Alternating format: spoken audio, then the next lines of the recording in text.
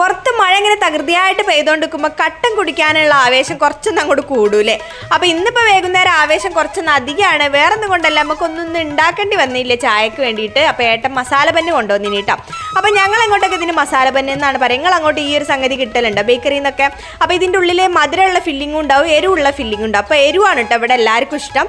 അപ്പോൾ അങ്ങനെ കട്ടനൊക്കെ കുടിച്ച് അത് കഴിഞ്ഞിട്ട് ശിഖമോള സ്കൂളിലേക്ക് വേണ്ടിയിട്ട് ബഷീർ ദിനത്തിനോടനുബന്ധിച്ചിട്ട് ഇപ്പം കുറച്ച് ഫോട്ടോഗ്രാഫി മത്സരങ്ങളുണ്ട് കേട്ടോ. അപ്പോൾ അതിന് വേണ്ടിയിട്ടുള്ള തല കുത്തിയ പരിശ്രമത്തിലാണ് ഞാനും ശിഖമോളും നന്ദൂട്ടനും കൂടി. അപ്പോൾ ഇതാ ഇങ്ങനെ 2 ഫോട്ടോ കിട്ടിയിരിക്കണം.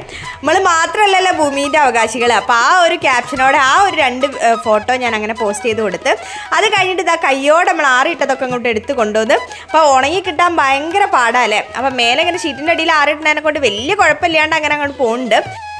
പിന്നെ നമ്മളെ സ്ഥിരം കലാപരിപാടികൾ, സന്ധ്യക്കുള്ള വിളക്ക് കത്തിക്കുക, പുകയ്ക്കുക, അങ്ങനെയുള്ള പരിപാടികളൊക്കെ. അത് കഴിഞ്ഞിട്ട് ഇതാ വേഗം ഡിന്നറിൻ്റെ പണിയും കൂടി നോക്കുകയാണ്.